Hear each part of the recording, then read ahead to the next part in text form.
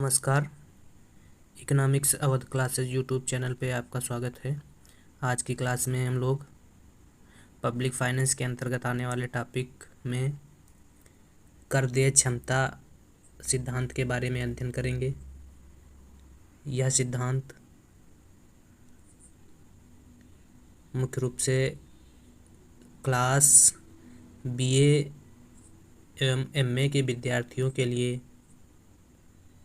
महत्वपूर्ण है और थ्योरी में पूछा जाता है कर देय क्षमता सिद्धांत किसे कहा जाता है, इसको प्रभावित या निर्धारित करने वाले कौन कौन से कारक हैं तथा निरपेक्ष कर देय क्षमता सिद्धांत क्या है और सापेक्ष कर देय क्षमता सिद्धांत किसे कहा जाता है तथा इसके अलावा टिप्पणी में कोलिन क्लार्क का कर देय क्षमता सिद्धांत के संबंध में दृष्टिकोण पूछ लिया जाता है।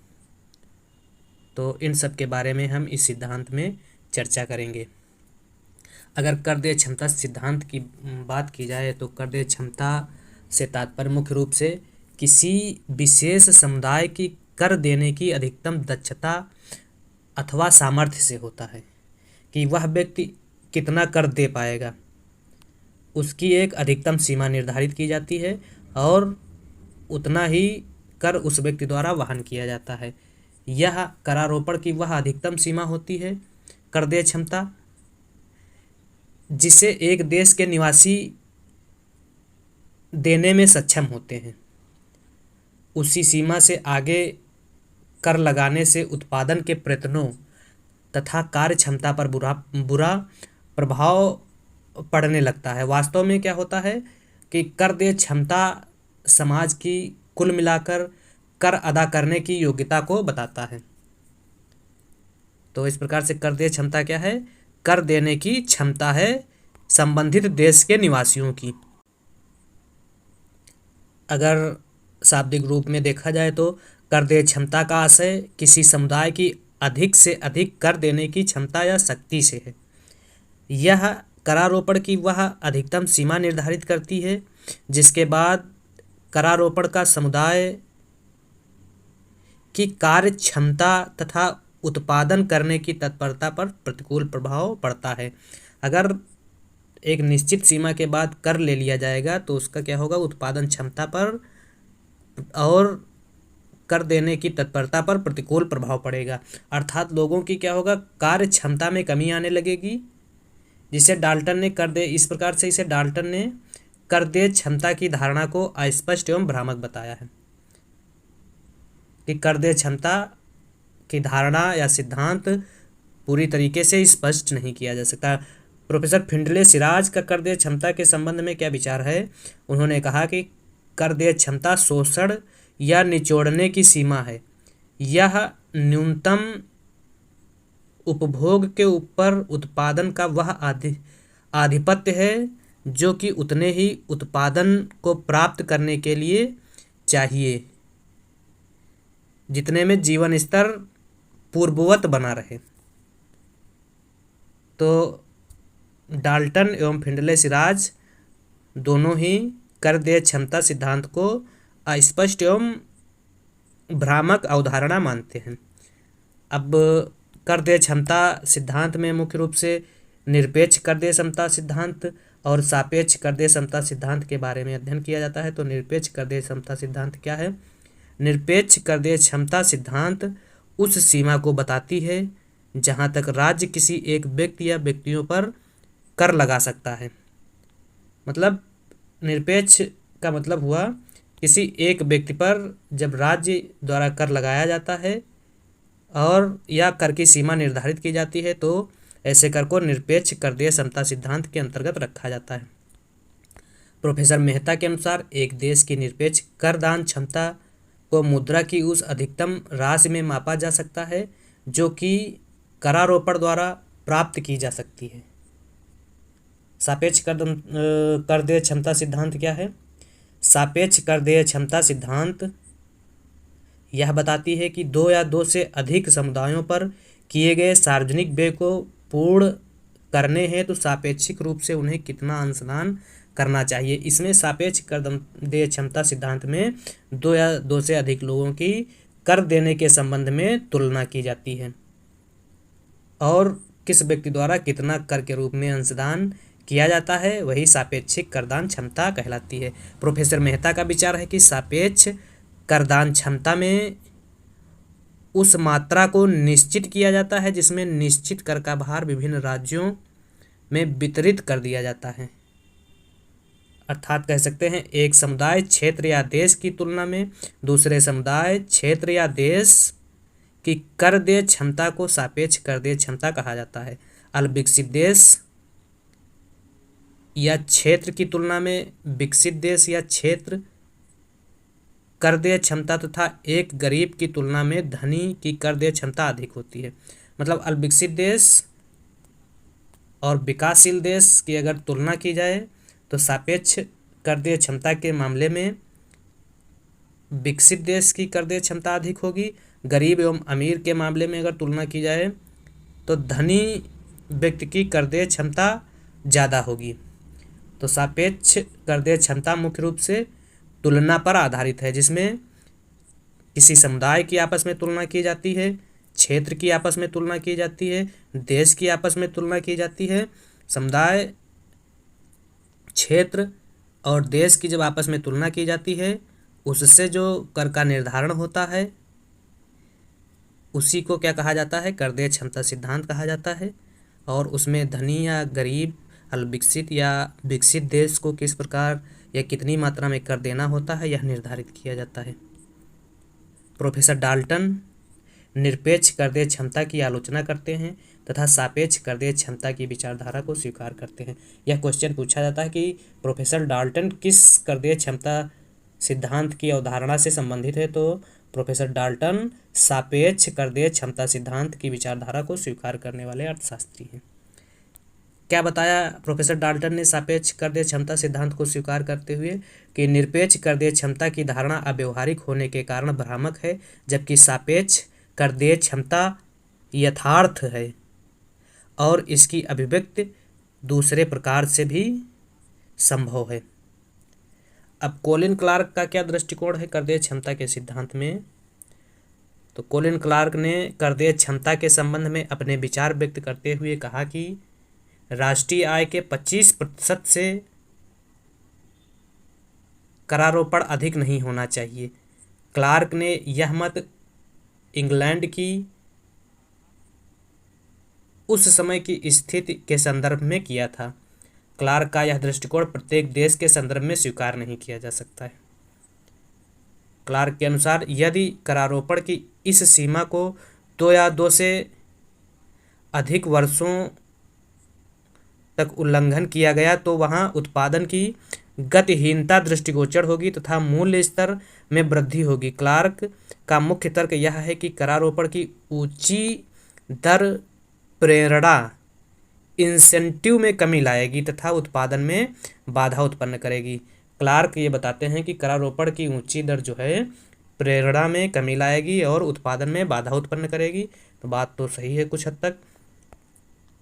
प्रोफेसर जोसेफ एफ पिचमैन तथा थॉमस मेयर ने क्लार्क के दृष्टिकोण की आलोचना की तथा उनके निष्कर्ष को संदेहपूर्वक देखा। इन लोगों ने क्या बताया कि इन लोगों का कहना है कि जिन देशों के अध्ययन के आधार पर क्लार्क ने यह मत व्यक्त किया कि उच्च करारोपण तथा मूल्य स्तर में वृद्धि करारोपण की उच्च दर के कारण नहीं रही बल्कि अत्यधिक हीनार्थ प्रबंधन तथा अन्य कारणों के फलस्वरूप रही। इन क्लार्क और पिचमैन तथा थॉमस मेयर के दृष्टिकोण में यह अंतर है कि करारोपण की उच्चतर सीमा जो है वह पिचमैन तथा मायर हीनार्थ प्रबंधन तथा अन्य कारणों से स्वीकार करते हैं। यदि एक लंबी अवधि तक कर की ऊंची दर बनी रहे तो विनियोग की प्रवृत्ति प्रतिकूल रूप से प्रभावित नहीं होगी जैसा क्लार्क ने माना है, बल्कि नियोग तथा श्रमिक बदली परिस्थितियों के अनुसार अपने को समायोजित कर लेंगे। नियोक्ता तथा श्रमिक जो हैं बदली परिस्थितियों के अनुसार अपने आप को समायोजित कर लेंगे और अपनी आय को पूर्ववत रखने के लिए आराम में कमी करने लगेंगे। बहुत से विकासशील देशों, औद्योगिक देशों जैसे यूनाइटेड किंगडम, संयुक्त राज्य अमेरिका तथा जर्मनी में करारोपण की अधिकतम दर 25% से अधिक है। फिर भी वहाँ बचत तथा विनियोग की क्षमता में कमी नहीं देखने को मिली है और साहसिक क्रियाएं भी हतोत्साहित नहीं हुई हैं। इस प्रकार कहा जा सकता है कि क्लार्क का तर्क सभी देशों में लागू नहीं होता है।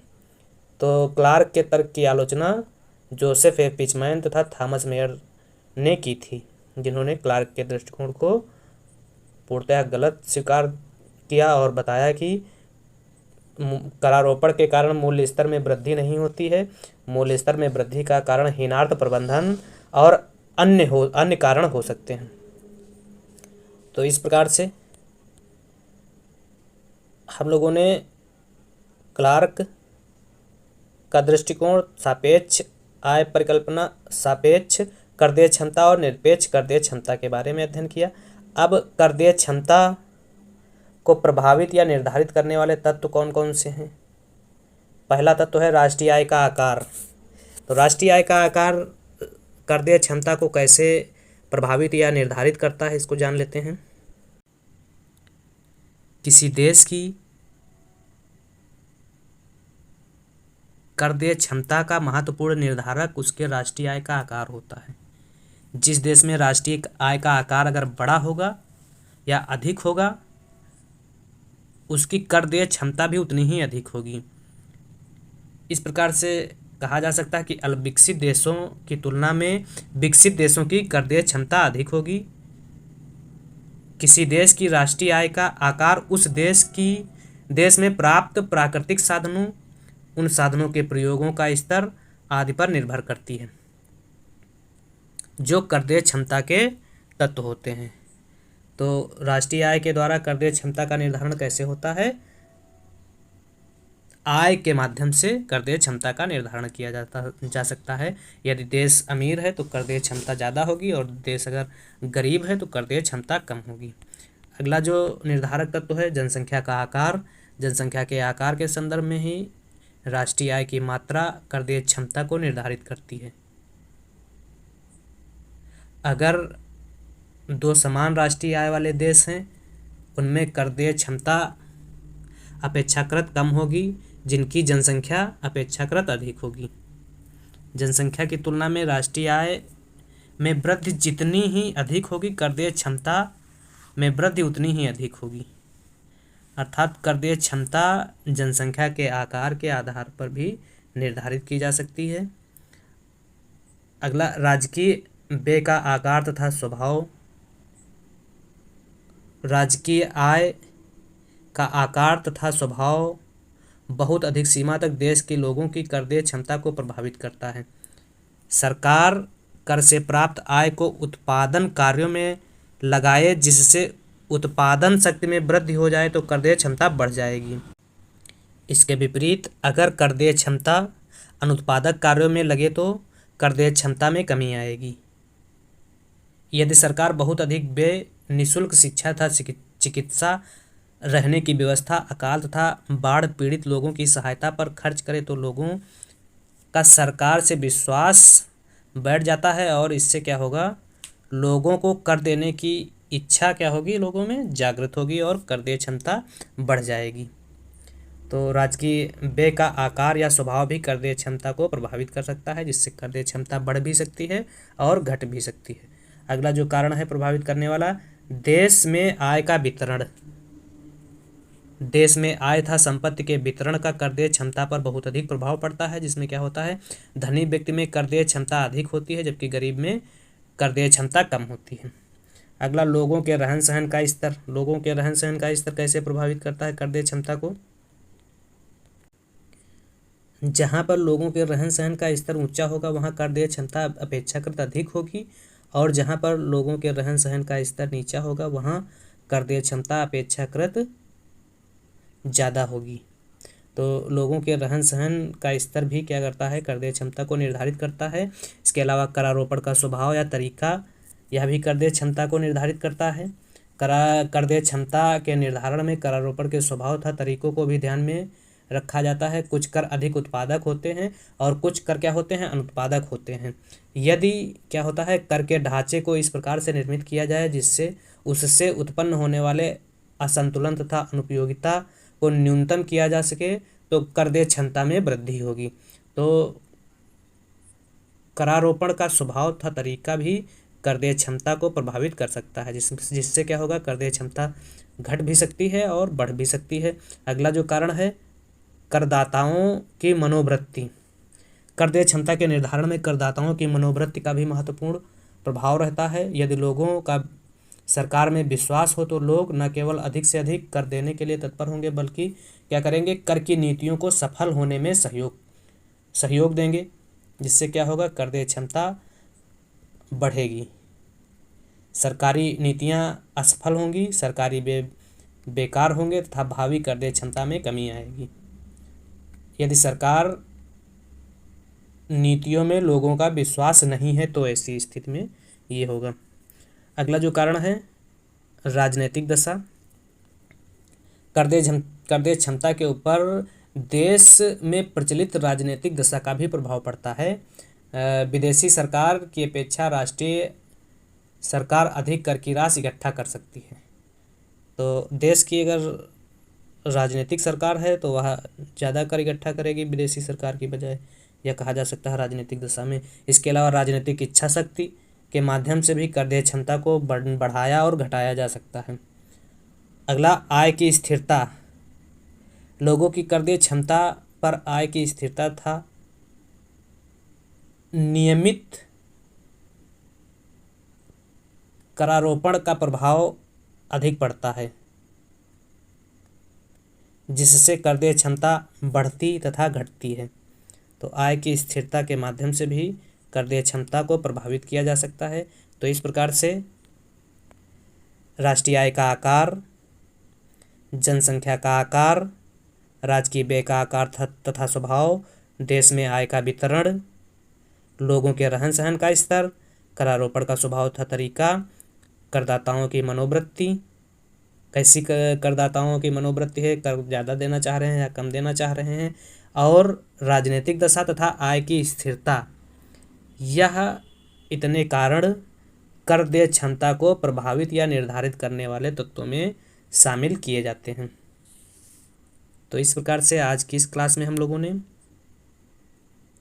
कर देय क्षमता सिद्धांत किसे कहा जाता है, सापेक्ष कर देय क्षमता सिद्धांत क्या है, या निरपेक्ष कर देय क्षमता सिद्धांत क्या है, इसके अलावा कर देय क्षमता सिद्धांत के संदर्भ में कोलिन क्लार्क का दृष्टिकोण क्या है, जिन्होंने 25% कर की उच्चतम सीमा बताई, और कर देय क्षमता को निर्धारित करने वाले सिद्धांतों के बारे में विस्तार से अध्ययन किया। अब पब्लिक फाइनेंस की अगली क्लास में हम लोग कराघात एवं करापात, टैक्स इम्पैक्ट तथा टैक्स इंसिडेंस के बारे में अध्ययन करेंगे। इसके बाद जो अगली क्लास होगी पब्लिक फाइनेंस के अंतर्गत, उसमें हम लोग कर विवर्तन के बारे में विस्तार से अध्ययन करेंगे। तो आज की क्लास यहीं समाप्त करते हैं। धन्यवाद।